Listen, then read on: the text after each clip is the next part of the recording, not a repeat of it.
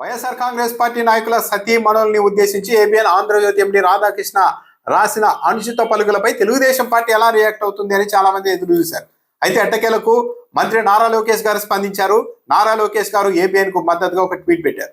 అయితే ఎక్కడా కూడా రాధాకృష్ణ రాసిన మాటలు తప్పు, మహిళల్ని ఇలా కించపరచడం కరెక్ట్ కాదు అని ఎక్కడ నారా లోకేష్ గారు రాయకపోగా వైఎస్ఆర్ కాంగ్రెస్ పార్టీ కీలక నాయకులందరూ కలిసి హైదరాబాద్ ఫిల్మ్ నగర్ లోని ఏబిఎన్ ఆంధ్రజ్యోతి కార్యాలయం వద్ద శాంతియుతంగా నిరసన కార్యక్రమం తెలిపితే దాన్ని వ్యతిరేకిస్తూ నారా లోకేష్ గారు ట్వీట్ చేశారు. శాంతియుతంగా అని ఎందుకు చెప్పాల్సి వస్తోందంటే ఇదే ఆంధ్రజ్యోతి మీద గతంలో ఒకసారి ప్రజారాజ్యం కార్యకర్తలు దాడి చేశారు. అప్పుడు డైరెక్ట్ గా వెళ్లడంలోనే ఆఫీస్ మీద రాళ్లు రుబ్బి అద్దాలన్నీ పగలగొట్టారు. ఒకరిద్దరు ఉద్యోగులు కూడా ఆ రోజు గాయపడ్డారు. కానీ వైఎస్ఆర్ కాంగ్రెస్ పార్టీ వాళ్ళు అలా ఏం చేయలేదు. శాంతియుతంగానే మాజీ మంత్రులు, కీలకమైన నాయకులు వెళ్ళి అక్కడ ధర్నా చేశారు. దీన్ని కూడా నారా లోకేష్ గారు తప్పుపడుతూ నారా లోకేష్ గారు పరోక్షంగా ఆంధ్రజ్యోతి మీడియా సంస్థ అన్నది మాదే అని ఇండైరెక్ట్ గా ధృవీకరించేశారు. ఆయన ఏమంటున్నారో చూద్దాం. జగన్ గారి కళ్ళల్లో ఆనందం చూడడం కోసం వైసీపీ రౌడీ మూకలు హైదరాబాద్ ఏబిఎన్ ఆంధ్రజ్యోతి కార్యాలయంపై దాడికి ప్రయత్నించడం ఆ పార్టీ విష సంస్కృతిని మరోసారి బయటపెట్టింది. దాడి చేశారని అనలేదు, దాడికి ప్రయత్నించడం అన్నారు. అంటే అసలు వాళ్ళు నిరసన తెలిపారు కానీ దాడి చేయలేదు, దాడికి యత్నించలేదు. దాడి చేశారంటే మరి ఏ అద్దం పగిలింది, ఏ రాయి పగిలింది చూపెట్టారంటారు. కాబట్టి దాడికి ప్రయత్నించడం విష సంస్కృతి అని నారా లోకేష్ గారు చెప్తున్నారు. నిజాన్ని నిర్భయంగా చెప్పగలిగే దమ్మున్న ఛానల్ ఏబిఎన్ ఆంధ్రజ్యోతిపై వైసీపీ దాడి యత్నాన్ని తీవ్రంగా ఖండిస్తున్నాం. సాక్షి హైదరాబాద్ ఆఫీస్ కు ఆంధ్రజ్యోతి ఎంత దూరమో ఆంధ్రజ్యోతికి సాక్షి కూడా అంతే దూరంలో ఉంది అన్న సంగతి మరిచిపోవద్దు జగన్ గారు అని వార్నింగ్ ఇచ్చారు. ఇప్పుడు ఆంధ్రజ్యోతి కార్యాలయం వద్ద వైఎస్ఆర్ కాంగ్రెస్ పార్టీ వాళ్ళు నిరసన తెలిపితే నారా లోకేష్ గారు ఎందుకు ఈ వార్నింగ్ ఇచ్చారు? ఆంధ్రజ్యోతికి సాక్షి ఆఫీస్ ఎంత దూరమో సాక్షికి ఆంధ్రజ్యోతి ఆఫీస్ అంతే దూరం అని. అంటే ఏంటి? ఇప్పుడు మీరు మా ఆంధ్రజ్యోతి మీద దాడికి యత్నించారు, అక్కడ వచ్చి నిరసన తెలిపారు, జాగ్రత్తగా ఉండండి, సాక్షి మీద మా తెలుగుదేశం పార్టీ కార్యకర్తలు కూడా దాడి చేస్తారని చెప్తున్నారా? ఆ రాధాకృష్ణ గారికి సంబంధించి సరే ఖండించడం వరకు బాగానే ఉంది, కానీ మీ ఆఫీస్ ఎంత దూరమో మా ఆఫీస్ అంత దూరం, మీ ఇంటికి మా ఇల్లు ఎంత దూరమో ఇలాంటి డైలాగులు ఎందుకు వాడారు నారా లోకేష్ గారు? అంటే ఏబిఎన్ ఆంధ్రజ్యోతి టీవీ ఛానల్ మాదే, మా పార్టీదే, దాని జోలికి వచ్చారు కాబట్టి మీకు సంబంధించిన సాక్షి మీద కూడా ఇలా దాడి చేస్తామని ఇండైరెక్ట్ గా చెప్తూ ఉన్నారా? అసలు సాక్షి మీద కొత్తగా దాడి చేయడం ఏంటి?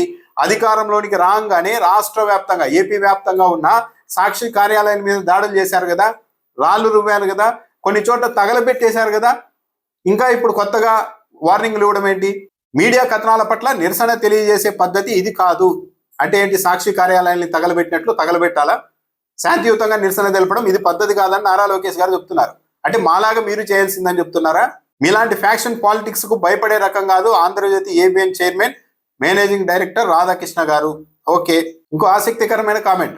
ప్రజాస్వామ్యంలో 4వ స్తంభమైన మీడియా ప్రశ్నిస్తే జవాబు చెప్పాలి, కథనం ప్రచురిస్తే ఆధారాలతో ఖండించాలి, కథనం ప్రసారం చేస్తే తప్పైతే తప్పని చెప్పగలగాలి నారా లోకేష్ గారు చెప్తున్నారు. ఏది ప్రజాస్వామ్యంలో 4వ స్తంభం మీడియా ప్రశ్నిస్తే జవాబు చెప్పాలా? సరే, సాక్షి సంగతి పక్కన పెడదాం. విశాఖపట్నంలో డెక్కన్ క్రానికల్ ఆఫీస్ మీదకి తెలుగుదేశం పార్టీ కార్యకర్తలు వెళ్ళి తగలబెట్టేశారు, గుర్తుంది కదా? మరి తప్పైతే తప్పనో కథనం రాస్తే జవాబు చెప్పాలి, కానీ తెలుగుదేశం పార్టీ కార్యకర్తలు డైరెక్ట్ గా వెళ్ళి ఎలా తగలబెట్టారు డెక్కన్ క్రానికల్ ఆఫీస్ ని? సాక్షి కార్యాలయం మీద రాష్ట్ర వ్యాప్తంగా ఎందుకు దాడులు చేశారు? ఆ రోజు జవాబు చెప్పొచ్చు కదా. కథనం ప్రసారం చేస్తే తప్పైతే తప్పని చెప్పగలగాలి. అంటే నారా లోకేష్ గారు మొత్తం వ్యవహారాన్ని సరిగా ఫాలో అయినట్టు లేరు. కథనం తప్పు అయితే తప్పు అని చెప్తారు, కానీ రాధాకృష్ణ గారు కథనం రాయలేదు, సొంత వ్యాఖ్యలు రాశారు, అనుచిత వ్యాఖ్యలు రాశారు. వైఎస్ఆర్ కాంగ్రెస్ పార్టీ నాయకులు తమ భార్యలను ఇంకోరికిచ్చి పెళ్లి చేసే రకమని రాశారు. ఇంతకంటే నీచమైన కామెంట్ ఉంటుందా? ఇది వైసీపీ నాయకులను ఉద్దేశించి కాదు, ఆడు జాతిని మొత్తం కించపరిచేలాగా రాధాకృష్ణ గారు రాశారు. అంటే భర్తలు చెప్తే ఇంకో దగ్గరికి వెళ్ళి పెళ్లిళ్ళు చేసుకునే రకం ఆడవాళ్ళు. అంటే వాళ్ళకి ఏం తెలియదు, భర్తలు ఏం చెప్తే చేస్తారు అని. అంటే మహిళా లోకం మీద, మహిళల మీద ఎంత చులకన భావన ఉందో ఇక్కడ కూడా అర్థమవుతుంది కదా. అలాంటి వ్యాఖ్యల్ని కనీసం రాధాకృష్ణ గారు అలా రాయకుండా ఉండాల్సిందని చెప్పి మిగిలిన ఖండనంతా ఇచ్చి ఉంటే నారా లోకేష్ గారికి హుందాగా ఉండేది. అలా కాకుండా మొత్తం మహిళల్ని ఈ స్థాయిలో కించపరిస్తే దాని మీద స్పందించకుండా, వాటిని ఖండించకుండా ఏబిఎన్ వెనకేసుకొస్తూ ఉన్నారంటే రాధాకృష్ణ గారికి, నారా లోకేష్ గారికి, ఆంధ్రజ్యోతికి, తెలుగుదేశం పార్టీకి మధ్య ఉన్న సంబంధాలు ఏంటి ఇక్కడే అర్థమవుతున్నాయి కదా. గతంలో కొద్ది రోజుల క్రితం మహా టీవీ ఆఫీస్ మీద బీఆర్ఎస్ కార్యకర్తలు కూడా దాడి చేశారు. మరి ఆ రోజు ఇవ్వచ్చు కదా వార్నింగ్, ఇదే వార్నింగ్.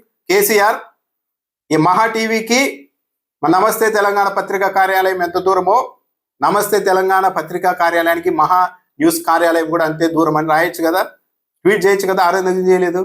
మీ వెనుక గుండాలు ఉండొచ్చు, ఏబిఎన్ ఆంధ్రజ్యోతి వెనుక ప్రజలు ఉన్నారు, తెలుగుదేశం పార్టీ ఉంది అని రాయాల్సింది నారా లోకేష్ గారు. ఏంటి ఇంత దారుణమైన వ్యాఖ్యలు రాస్తే ఇంకా ఏబిఎన్ ఆంధ్రజ్యోతి వెనుక ప్రజలు ఉన్నారు అని నారా లోకేష్ గారు చెప్తున్నారంటే దీన్ని ఏమనాలి? కనీసం ఒక్క లైన్ రాధాకృష్ణ గారు అలాంటి మాట మాట్లాడి ఉండాల్సింది కాదు, మహిళలను ఉద్దేశించి రాయకుండా ఉండాల్సిందని ఒక్క మాట చెప్పాలి కదా.